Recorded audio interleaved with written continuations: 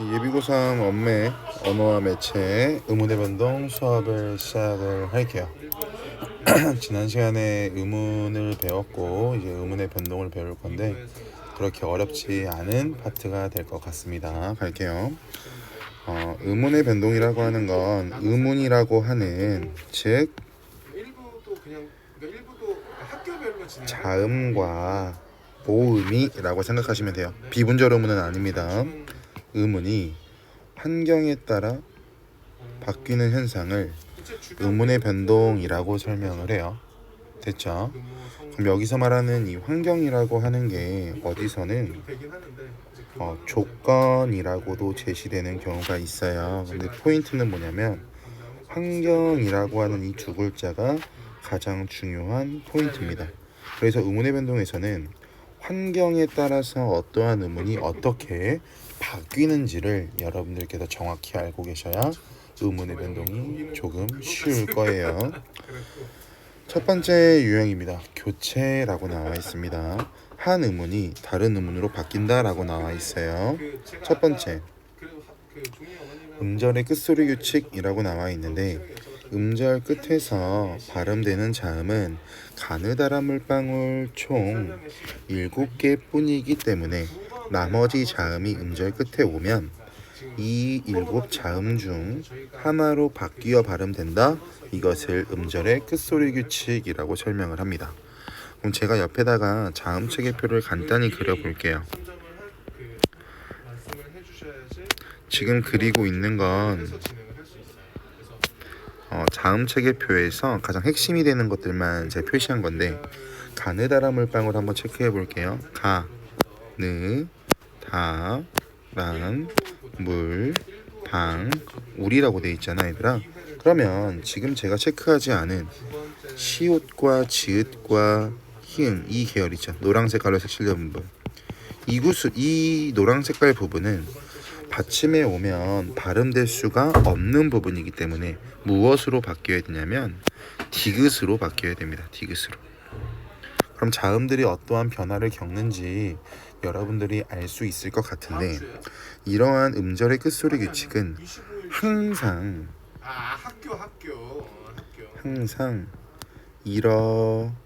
일어나는 것이 아닙니다.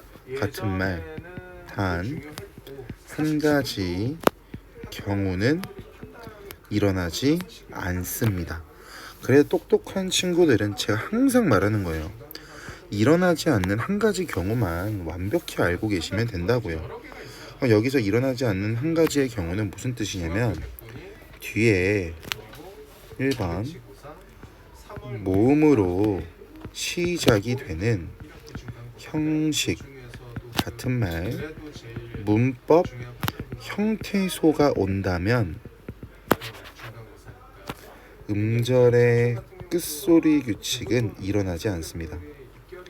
이 1번과 2번을 동시에 만족해야만 음끝이 일어나지 않는다라고 판별할 수 있는데 음끝이 일어나지 않는다라고 하는 건 모양이 변화하면 안 돼요. 그런데 위치는 변화할 수 있습니다. 이 개념이 중요한데 예를 들어서 볼게요. 꽃이 피었다라고 했을 때 얘들아 받침에 오는 얘는 발음할 수가 없기 때문에 우리가 아까 여기서 봤던 거 자음 체계표에서 봤던 것처럼 얘는 디귿으로 바뀌어야 될 거야. 그런데 뒤에 나와 있는 이라고 하는 글자는 이응이 초성으로 오면 의문으로 인정하지 않기 때문에 모음으로 시작하고 형식적인 의미를 가지고 있기 때문에 1번과 2번 조건 두 가지를 충족하겠죠.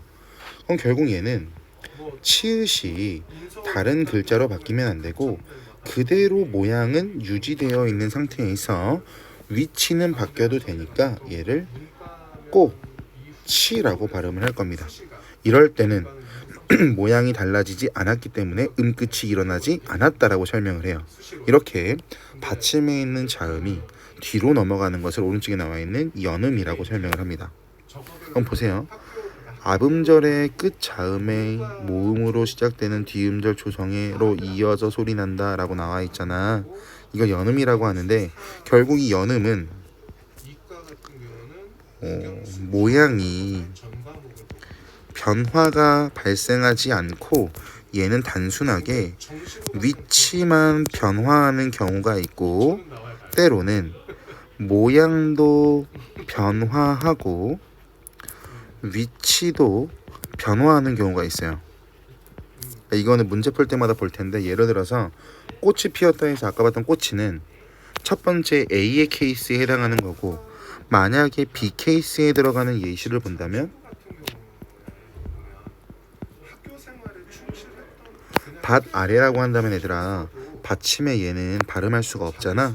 근데 뒤에 나오는 아래라고 하는 게 모음으로 시작이 되긴 하지만 실질 형태소야. 그래서 여기서는 두 가지 조건을 만족하지 못하기 때문에 음끝을 충족해서 일어나야 돼서 밭, 아, 레라고 일단 디귿으로 바뀔 텐데 발음하기가 불편하니까 얘가 다시 바, 다, 레로 바뀐다면 음끝과 연음이 동시에 일어난 케이스가 되겠죠. 그래서 B의 케이스도 존재한다라고 여러분들이 알고 계시면 좋을 것 같아요. 그렇기 때문에 연음이라고 하는 건 A 또는 B의 형태가 되겠죠.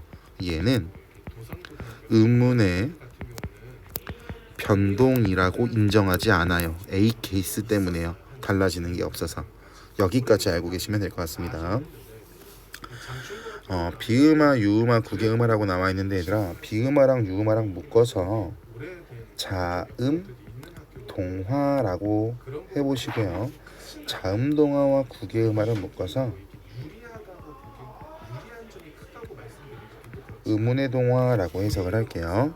그리고 화라고 하는 글자는 지금부터 뭐뭐처럼 된다라고 생각을 할게요. 그럼 결국 비음화는요 비음처럼 된다, 유음화는요 유음처럼 된다, 구개음화는요 구개음처럼 된다가 될 겁니다. 제가 앞에 기준점을 세우는 이유는 한 가지입니다. 동화라고 하는 두 글자의 뜻은요 같거나 비슷해지는 것을 동화라고 하는데 자음 동화는 자음과 자음이 만나서 같거나 비슷해지는 거고 음운의 동화는 자음 또는 모음이 만나서 동화가 되는 것을 음운의 동화라고 설명을 할 거야. 그래서 비음화랑 유음화는 자음 자음이 만난다라고 하는 것 때문에 자음 동화지만 구개음화 같은 경우에는 자음과 모음이 만나서 일어나는 동화 현상이기 때문에 자음 동화엔 들어갈 수 없고요. 음운의 동화엔 들어갈 수가 있습니다. 이 부분 알고 계시면 될 것 같고 비음화랑 유음화는요 일단 자음책에 비유해서 볼게요.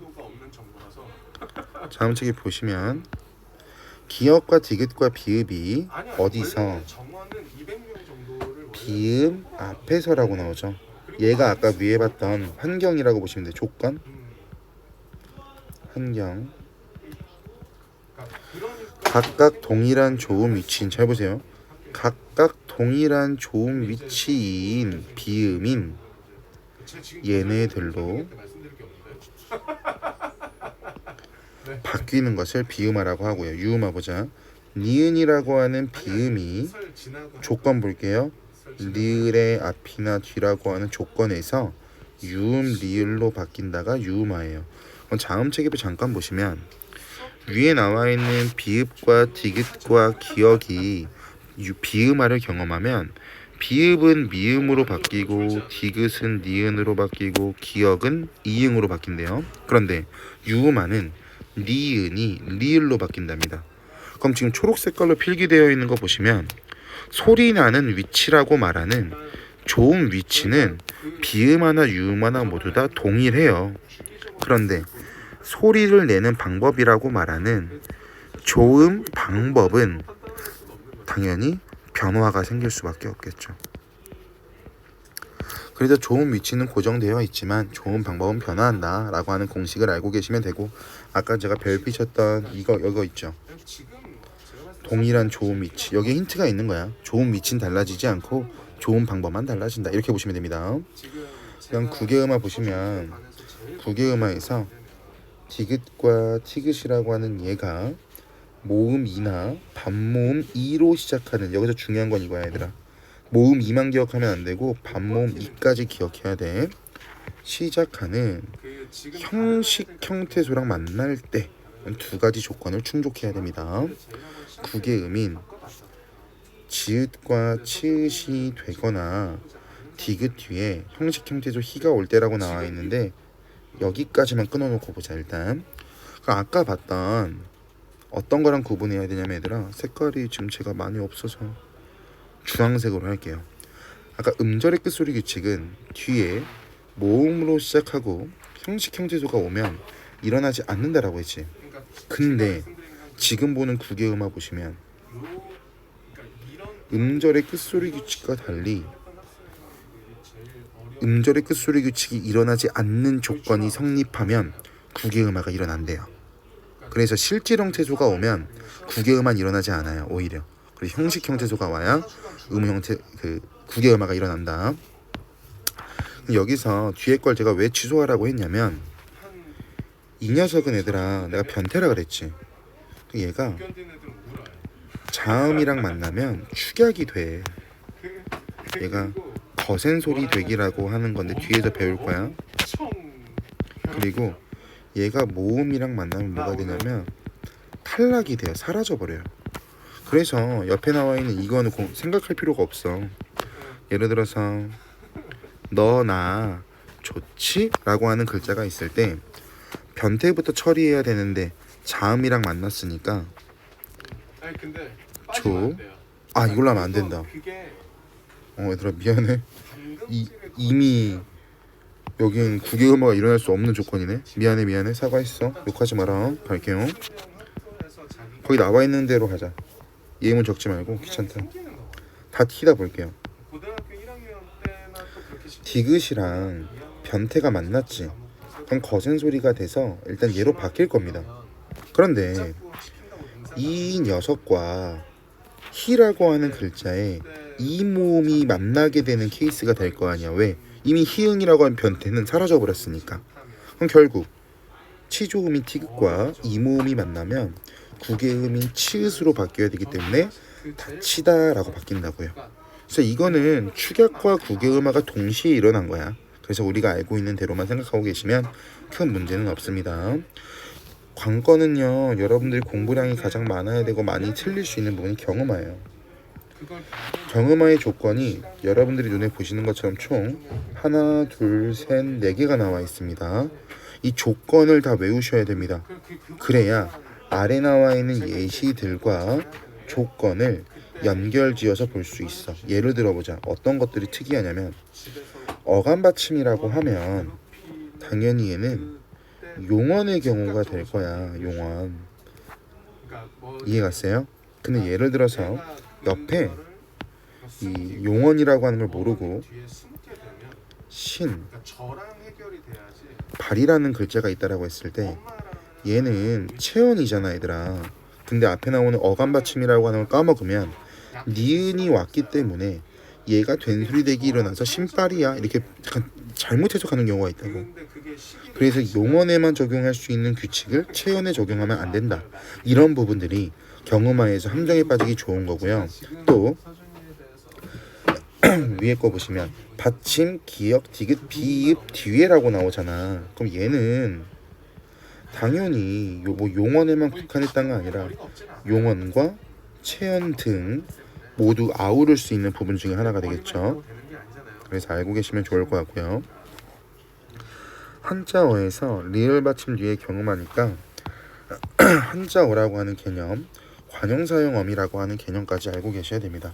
한자어에서 리을 받침 뒤에 경음하는요, 우리가 한자어의 종류를 많이 알지 못하기 때문에 뻔한 것들이 나와. 일반적이고 뻔한 것들, 아니면 보기에 한자를 주거나. 그래서 그렇게 걱정할 필요는 없지만 여기서 가장 중요한 건 뭐냐면 네 가지 조건을 정확하게 외우셔야 됩니다. 그래야 아까 말했던 신발처럼 실수하지 않아요. 됐죠? 그 다음 넘어가서 첨가로 갈게요. 첨가. 첨가는요 좀 많이 복잡하고 어려울 수 있는데 우리가 문제 풀면서 한번 해봤던 거라서 없던 의문이 생겨나는 현상을 첨가라고 설명을 한대요. 일단 첫 번째 니은 첨가라고 나와 있죠. 그럼 니은 첨가는 조건들을 체크하면서 보시면 돼요. 1번 앞말이 자음으로 끝나고 2번 뒷말이 이나 반모음 이로 시작할 때 두 가지 조건을 충족하면 니은이 그 사이에 덧붙는 현상을 니은 첨가라고 설명한다. 근데 얘들아 단 지금 수특은 좀 약식적으로 나왔지만 짧게 나와 있지만 여기서 우리가 반드시 알고 있어야 되는 건 뭐냐면 이거야. 합성어나 파생어의 경우 단일어는 일어나지 않아 얘들아. 그래서 니은 첨가는 세 가지 조건을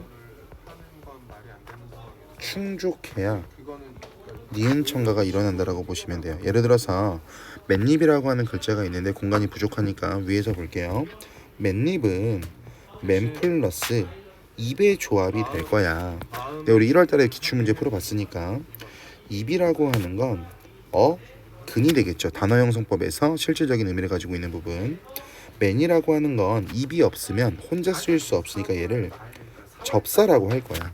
그럼 접사 플러스 어근으로 구성된 얘를 뭐라고 하냐면 파생어라고 할 거니까 1번 그 단이라고 했을 때 제가 여기다 마지막에 적었던 조건 충족하죠. 그리고 앞에 오는 게 니은이라고 하는 자음으로 끝났으니까 두 번째 조건 만족.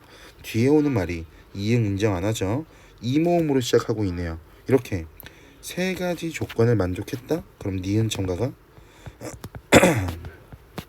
가능하다. 따라서 발음했더니 뭐라고 발음한다? 닙이라고 발음한다. 이 공식이에요. 이 공식. 이거를 정확히 알고 계시면 여러분들이 움직이시고 생각하시기가 굉장히 좋습니다. 되셨죠? 되셨죠? 이어서 갈게요. 저한테 돌리시면 돼요. 편 들어주시고 모음으로 끝나는 형태소 뒤에 해줄 수 있는 부분은 아니야. 선생님이랑 해결해야 돼.라고 얘기해. 단모음으로 시작하는 형태소가 온다면 반모음이 덧붙는다. 반드시 일어나야 되는 현상이 아니라 같은 말 수의적 현상이다. 필수의 반대말이 수이라고 우리 배웠잖아 얘들아. 그죠? 그러니까 이 부분을 알고 있으면 되고 반드시 이뤄야 되는 현상이 아니기 때문에 반모음 첨가는요 일반적으로 표준 발음으로 인정하지 않는다라고 하는 특성까지 가지고 있습니다. 됐죠? 아래 보시면 피어라고 나와 있는데 피어라고도 발음할 수 있고 피여라고도 발음할 수 있다. 그럼 결국 앞에 나와 있는 건 원칙이라고 보시면 되고요. 뒤에 나와 있는 건 허용이라고 보시면 돼요. 이렇게 적용하고 보시면 크게 특이하거나 문제가 될 것은 없을 것이라고 판단이 됩니다. 되셨죠? 그 다음 이어서 가서 볼까요? 수학 선생님이 얘기 좀 하고 보내죠. 이 니은청과 관련해서 얘들아 연계해서 알고 있어야 되는 게 옆에다 적을게.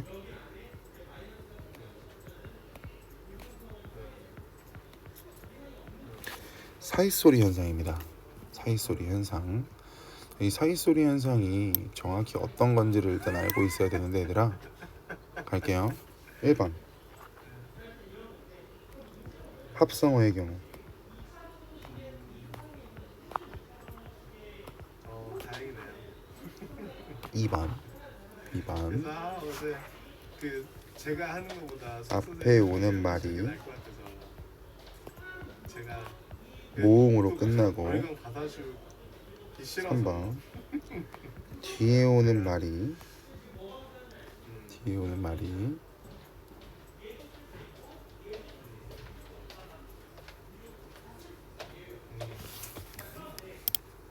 그래요. 근데 제가 쉽게 접근할 부분이 아니에요.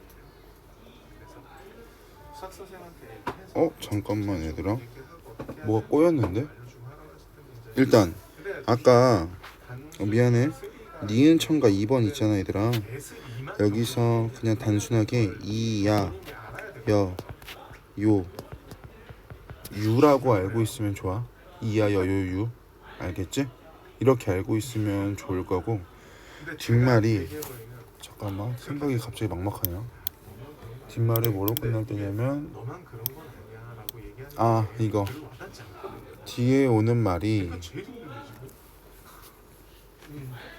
그래서 된소리로 제가 나거나 그러니까 된소리로 나거나 이렇게 상투적으로 니은 미음 앞에서 니은 소리가 첨가가 되거나 뒤에 오는 모음으로 시작하는 뒷말에 니은이 들어가 있으면 이것을 사이소리 현상이라고 설명을 해요. 말이 좀 꼬여가지고 많이 헷갈리실 것 같은데 이 부분과 관련해서 다시 한번 정리를 해드릴게요. 잠시만요. 가자 얘들아. 가장 간단하고 깔끔하게 설명을 해줄게.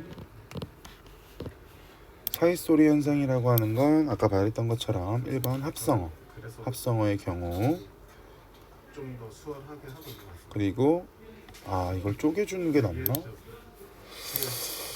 오늘도 모의고사 풀려고 이거를 어떻게 하는 게 좋을까? 너희들이 이해하기가 좀 많이 쉬워야 되는데 한 번 더 화이트 쓰라고 그러면 저 욕하실 거예요.